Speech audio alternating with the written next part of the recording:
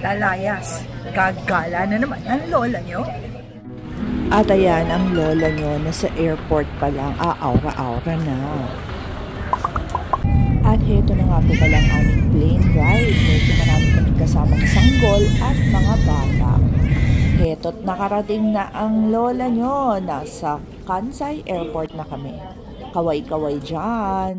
At pababa na po kami, kukunin ko namin ang aming mga bagahe. At dito na, nakalabas na. Totoo na pong nasa Kansai ang lola nyo. Siyempre nag-selfie rin para feel na feel kong nasa Kansai ako. At ito, hinahanap na namin yung sakayan. Pupunta kami ng JR para magpapalit ng aming Haruka. Package nga po pala ang binili ko mula sa Have Fun in Kansai at kasama na po yung tren. Papunta po sa city ng Osaka.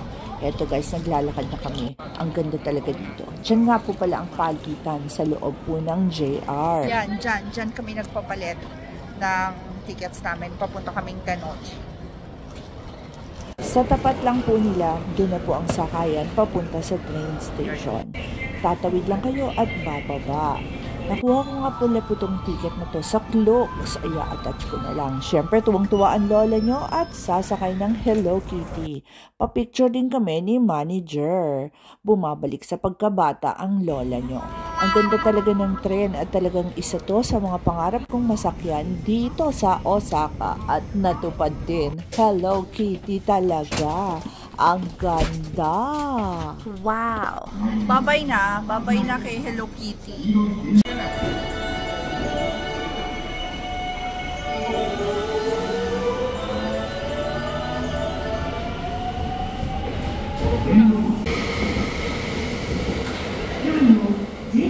Yes, totoo na to. Nasa Japan na naman ang lola nyo. Nasa Osaka naman tayo ngayon. Eto na po ang aming titirhan.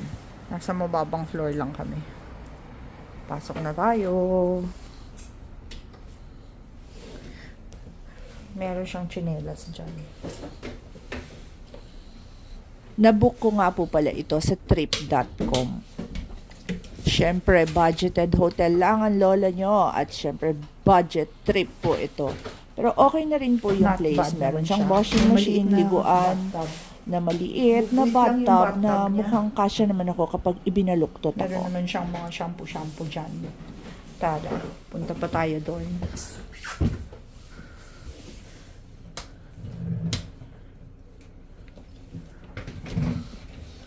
Ito may solo naman siyang CR.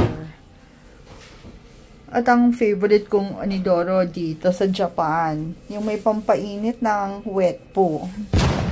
Meron din siyang maliit na mini kitchen. Bubwit lang talaga. Tapos, eto na. Ayan na ang ating room. Not bad. Maganda naman.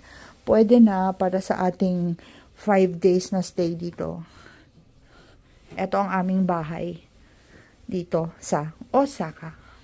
Ilalagay ko na lang kung anong hotel kami. May balkonahe yata siya. Tingnan natin. Paano po buksan ang mga pintuan dito? Ayan, dito pala.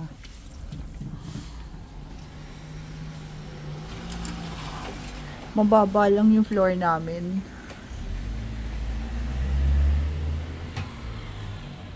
Second floor. May balcony siya. Gutom na ang mga lola at lolo nyo. Siyempre, kakain kami dito. Mag-aalas 11 na. Eto na lang halos ang bukas. Ayan, wala na gaanong mapagpilian dito sa Dotonbori. Yan, dyan tayo kakain. May English na menu. Eto guys, pumasok na kami at wala ng tao. Kami na lang at talagang private. Nakuha namin ang aming resto. Pwede palang mag-iwan ng jacket at ayan, ready to fight na ang lola nyo sa paglafang. Heto po ang aming in-order. Mukha naman pong authentic. At eto naman po ang akin. Pork po yan. Masarap po siya. Talagang tuwang-tuwa ang lola nyo. Kita nyo naman ang mukha ko. Mukhang haggard na. Sa sobrang pagod mula Manila hanggang dito, 12 oras. Ngayon pa lang po kami kakain ng dinner at inaantok na. Tingnan nyo naman ang mukha ng lola nyo. Talagang tuwang-tuwa sa nilalamon ko. At bago po tayo magkalimutan, huwag po natin kalimutan mag-click ng like and subscribe button para updated po kayo sa mga uploads ng lola nyo. Abangan po ang mga pagwawala ng lola nyo sa Osaka. Bye!